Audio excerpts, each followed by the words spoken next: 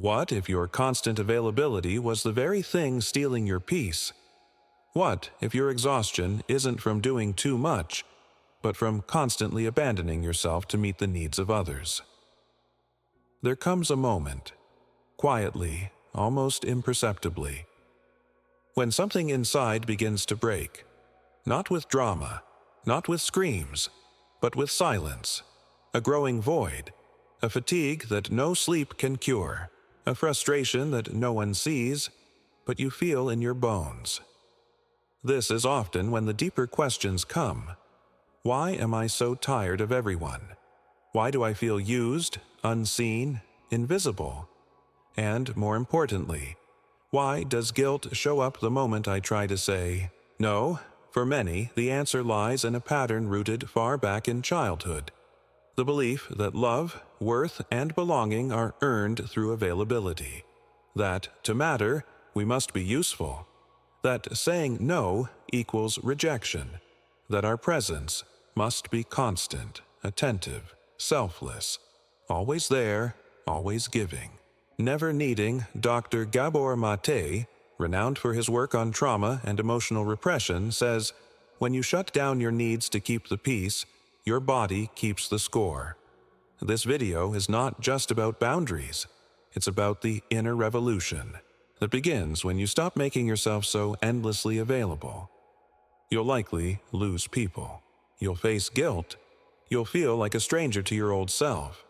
But in that process, something sacred happens. You return to yourself. In the next 10 chapters, we'll explore the emotional and existential shift that begins the moment you stop showing up for everyone else and start standing fully present for yourself. There's a kind of fatigue that doesn't show up on medical tests, a weight that sits behind the eyes, deep in the chest, and lingers in the soul. It doesn't come from overwork or lack of sleep. It comes from being constantly on call, emotionally, mentally, and energetically available to others. Always answering, always adjusting, always present. Most people won't notice this cost in you, because being available makes you seem dependable, kind, strong. You've become the one people turn to, the fixer, the listener, the emotional anchor, and for a while it even feels good to be needed, to be helpful, to feel like you matter. But behind the smiles and silent nods, something begins to erode. You start to disappear. Bit by bit, your needs go unmet. Your time is no longer yours. You start canceling your rest to attend to someone else's crisis. You delay your dreams, postpone your boundaries, and overextend yourself until one day you realize you've built your identity around being available. And here's the truth no one tells you. Being constantly available is a form of self-neglect. It teaches others, subtly but powerfully, that your time, energy, and emotional space are always open for consumption. And over time, they stop asking. They assume. They expect. Your yes becomes the default. Your no feels like betrayal, not just to them, but to yourself. Many adults in midlife begin to feel this fracture, especially those raised in homes where love was conditional, where emotional attunement was survival. Availability becomes a reflex. You anticipate needs before they're spoken. You say yes even before thinking.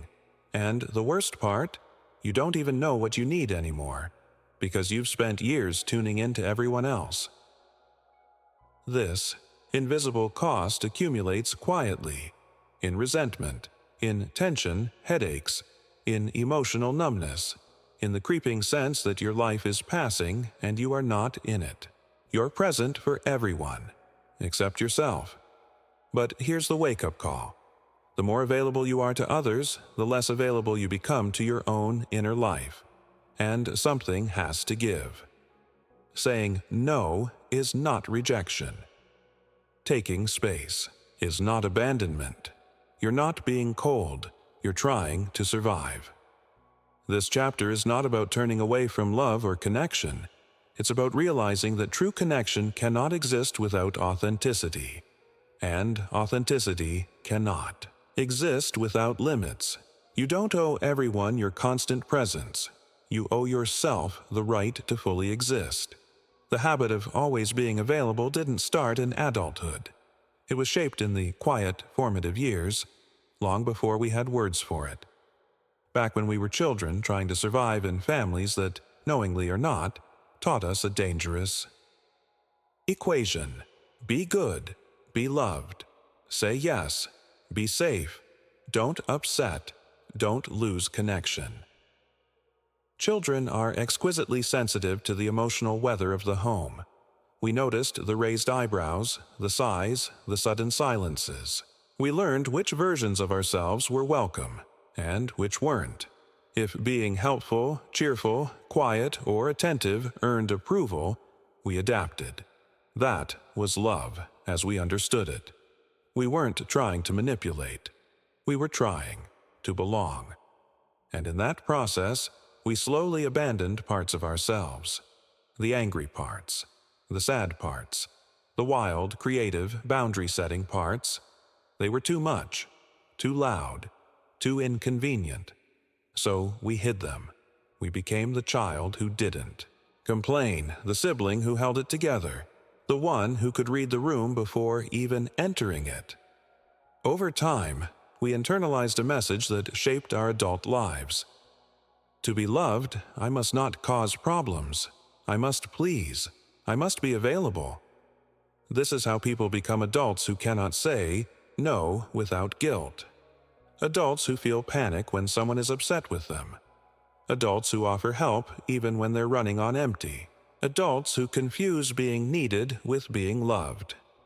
Dr. Gabor Maté writes often about this dynamic, how early emotional suppression becomes a survival strategy, one that turns inward and manifests as stress, illness, burnout, and emotional disconnection later in life. When you were a child, pleasing others kept you safe, but now it's keeping you stuck.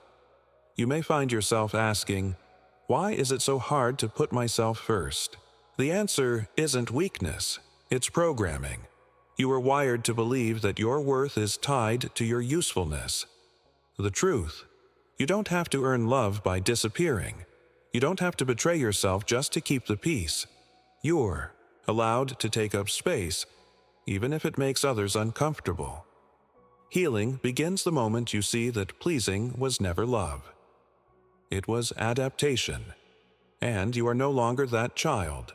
You are allowed to choose differently now. It looks noble from the outside. You're the one who shows up, who offers the ride, who listens at midnight, who fixes the mess. People describe you as so giving, so caring, so strong, but behind that generous mask, there's a quieter truth. You're exhausted. You're starting to feel invisible. And worst of all, you've begun to notice that the people you give the most to rarely ask how you're doing. Helping is beautiful, but when it comes at the expense of your own needs, time, peace, or well-being, it's no longer generosity, it's self-abandonment. This form of self-abandonment is tricky because it wears a socially acceptable costume. Society rewards the helper, family depends on them, friends come to expect them. But deep down, a resentment grows, a sense of being taken for granted, a question that haunts the quiet moments. Would they still love me if I stopped doing everything for them? That's a terrifying question, especially for those who were raised in environments where love had to be earned. For many, helping became the primary love language, the only safe way to be seen. But over time, this survival strategy morphs into a prison. You say yes when you mean no. You agree to things that drain you. You silence your truth to avoid making others uncomfortable. And slowly, your life becomes one long performance of who others need you to be, not who you are. This isn't your fault. It's the natural result of a lifetime of equating worth with usefulness. But it's not sustainable. Because every time you abandon yourself to meet someone else's need, You reinforce the belief that your own needs don't matter. Here's the hard truth. You can't keep people close by abandoning yourself. Eventually, the emotional toll will surface through burnout, resentment, depression, even physical illness. The body keeps the score. So, what's the way out? It begins with radical honesty. Are you helping from a place of fullness or fear? Do you feel choice in your giving or obligation? Healthy giving flows from overflow, not depletion. You are not selfish for protecting your peace. You are not cold for stepping back. You are not weak for needing rest. You deserve relationships where love doesn't require your self-erasure. You finally say no. You cancel the plan. You turn off your phone. You take a breath that's just yours. And then, almost instantly, it comes. Guilt. A heavy, creeping guilt. Not because you've done anything wrong, but because you're doing something different, something unfamiliar, something for yourself.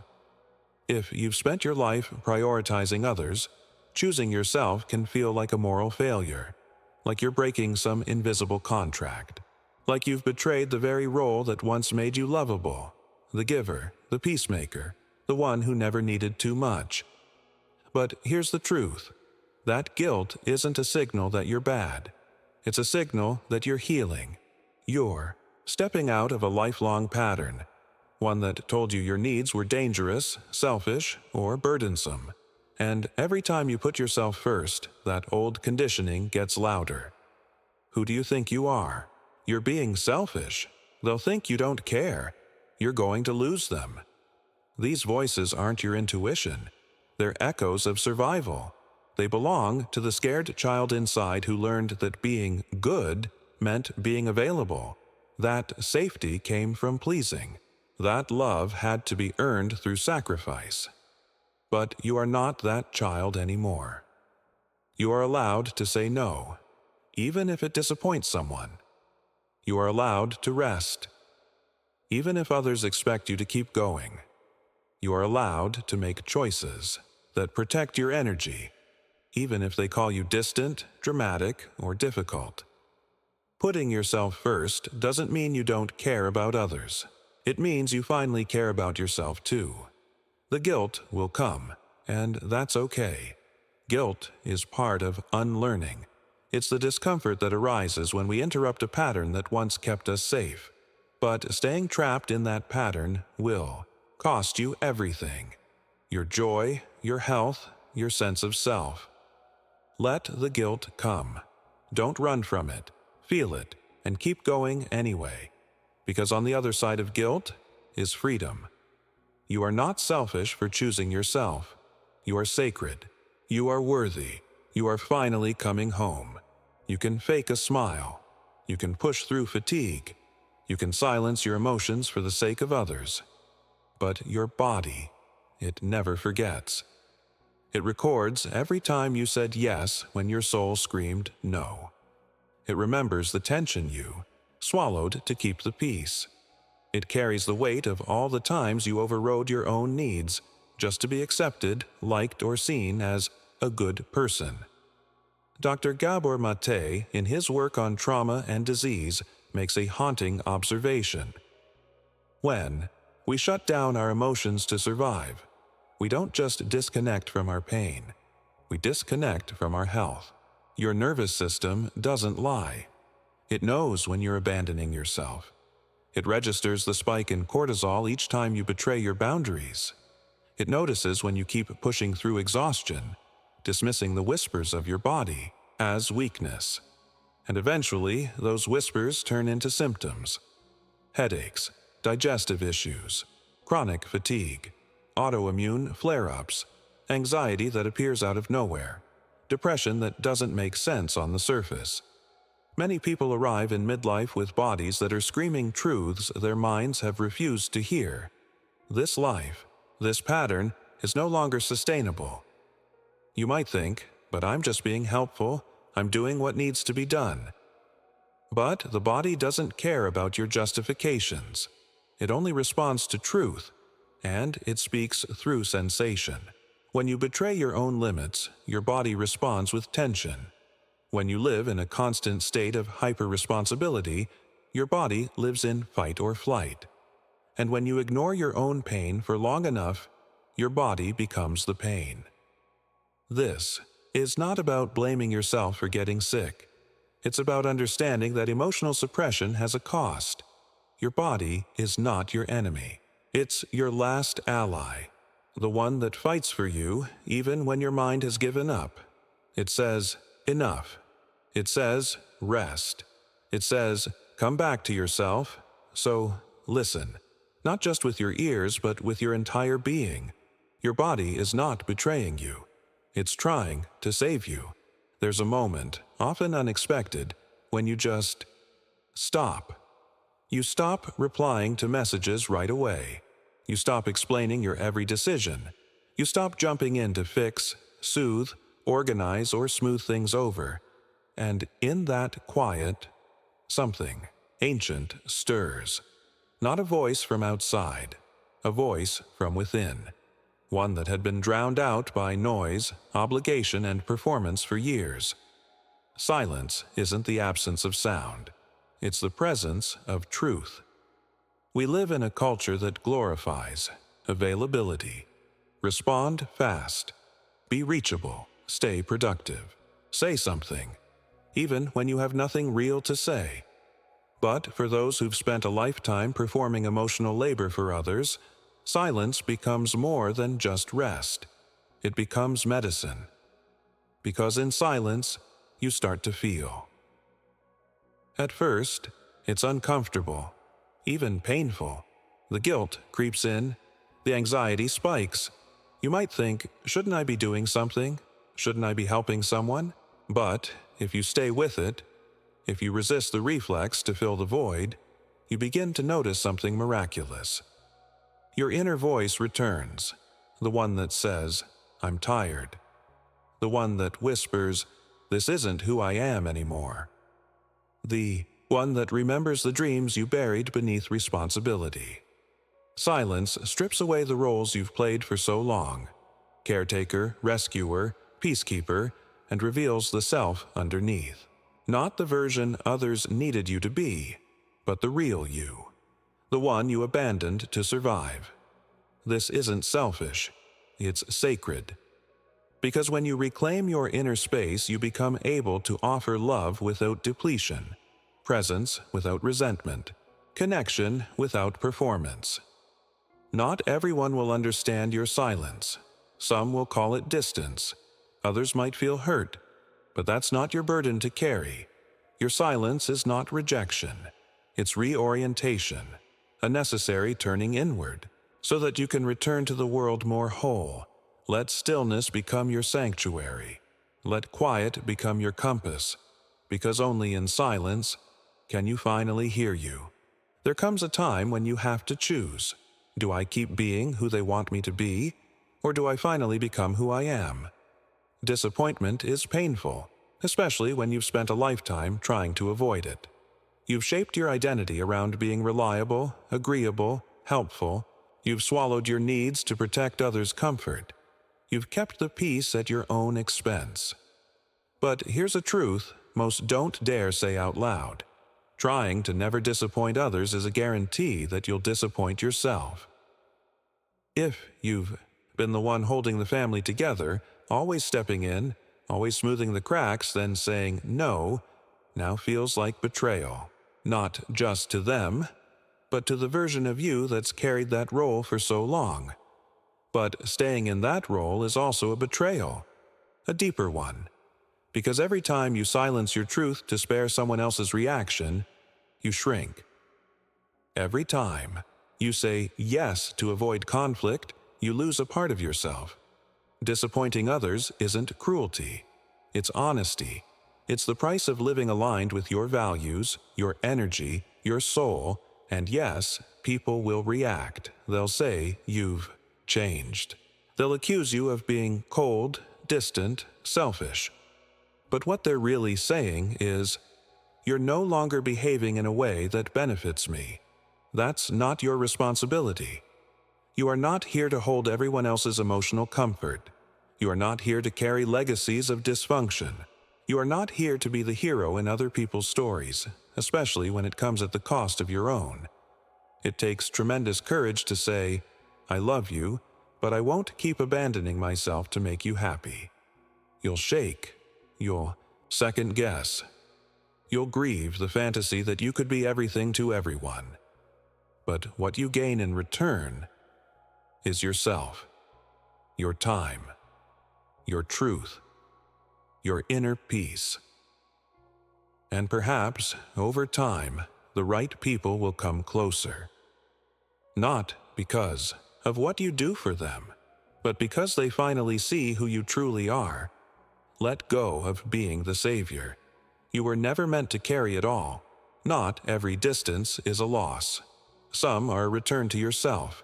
Setting boundaries can feel like building a wall. But the truth is, boundaries aren't walls. They're doors. Doors you choose when to open and when to gently, firmly close. At first, setting boundaries feels wrong, especially if your worth has been tied to being available. You fear you'll push people away, that they'll be hurt, that they'll leave, and sometimes they do. But here's what no one tells you. The people who leave when you set boundaries were never truly seeing you, only what you gave them. That's a brutal truth, but also a liberating one. Because boundaries don't destroy real relationships, they reveal them. When you start saying, "I'm not available tonight," or "that doesn't work for me," or "I can't continue this dynamic," you're not being cold or difficult. You're being honest, and not everyone will be ready for that honesty. Some will try to guilt you. Others will go silent. Some will push harder, testing your limits, hoping you'll fold. But the moment you hold the line, not with aggression, but with quiet conviction, you begin to reclaim your life. You begin to see who respects your no, who adjusts, who disappears, and who starts to meet you where you truly are. And yes, it will hurt. You'll feel grief, not just for the people who leave, but for the time you spent trying so hard to keep them. But don't confuse distance with failure. Sometimes space is sacred. Sometimes healing requires a rupture, and in that space, something unexpected begins to grow. Clarity, energy, self-trust. You realize you no longer need everyone to like you, understand you, or stay close. You just need to feel true to yourself. And slowly, new people come, or old ones return differently. They meet the real you, not the role you used to play. Boundaries don't just protect your time. They protect your energy, your sanity, your soul. You don't set them to punish others. You set them to protect the parts of yourself that were always worth protecting, even if no one else ever did. What changes when you finally make yourself the priority? There's a quiet revolution that begins the moment you turn inward, not as a retreat, not as an escape, but as a return. You stop waiting for someone else to validate your exhaustion. You stop needing approval to rest, to say no, to be still. You begin to see that the person you were waiting for all along was you. For those who have lived their lives for others, parenting, caregiving, managing, fixing, the idea of centering yourself can feel selfish, even absurd. But here's what's radical.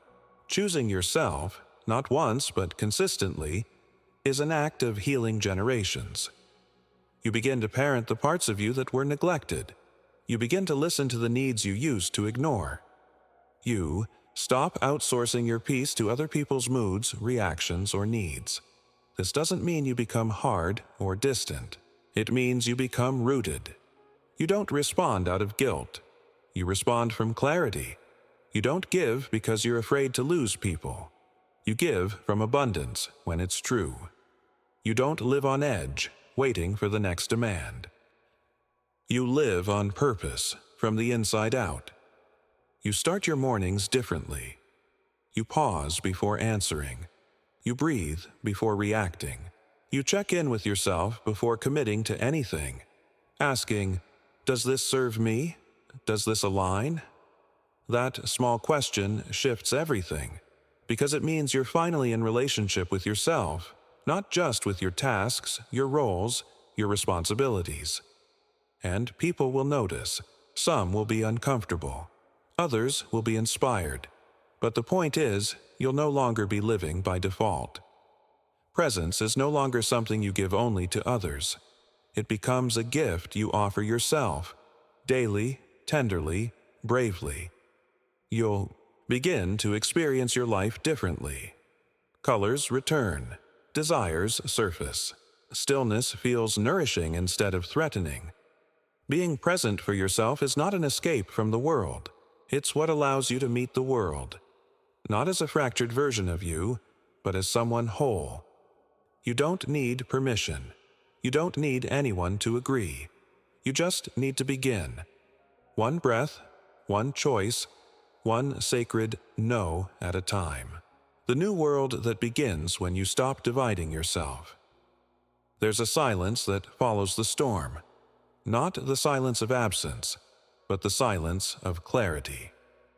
You've said no more times in the last year than in the last decade. You've disappointed people who once depended on your self-betrayal. You've lost roles, expectations, illusions, and in their place, you found yourself. It wasn't easy. You questioned everything. You walked through guilt, fear, loneliness. You let go of identities that once made you feel safe. But now, as the noise settles, you start to feel it. A deep, steady peace. It's not loud. It doesn't need to be, because it's not performing anymore. It's not proving anything. It simply is. You look around and realize, not everyone made the journey with you. Some relationships fell away. Some stayed, but changed. Others deepened, as your truth invited theirs to emerge. You no longer live for approval. You no longer fear being misunderstood because you understand yourself. And that is everything. This chapter of life is quieter, but richer.